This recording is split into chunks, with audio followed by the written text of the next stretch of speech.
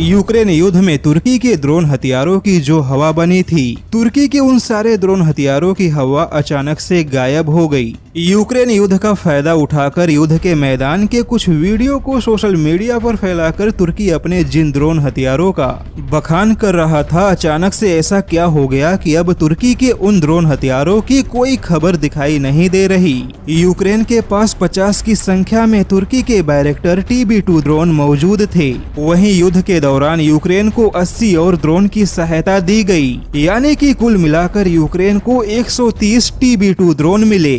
लेकिन अब यह सारे 130 ड्रोन यूक्रेन युद्ध के मैदान में रूस के मिसाइल डिफेंस सिस्टम के सामने धराशायी हो गए। अब ऐसे में पूरी दुनिया हैरान है कि युद्ध के शुरुआती दिनों में तुर्की के जिन ड्रोन हथियारों की हवा बनाई जा रही थी, जिन ड्रोन अटैक वीडियो को दिखाकर तुर्की अपने ड्रोन हथियारों का दम भर रहा था, तुर्की के ड्रोन हथियारों की वह सारी हवाबाजी अचानक से कहां गायब हो गई। दरअसल सच्चाई कुछ ऐसी है कि यूक्रेन युद्ध के मैदान में तुर्की के इतने ड्रोन हथियार नष्ट हो गए कि अब तुर्की के पास खुद की रक्षा के लिए ड्रोन हथियारों की भारी कमी हो गई।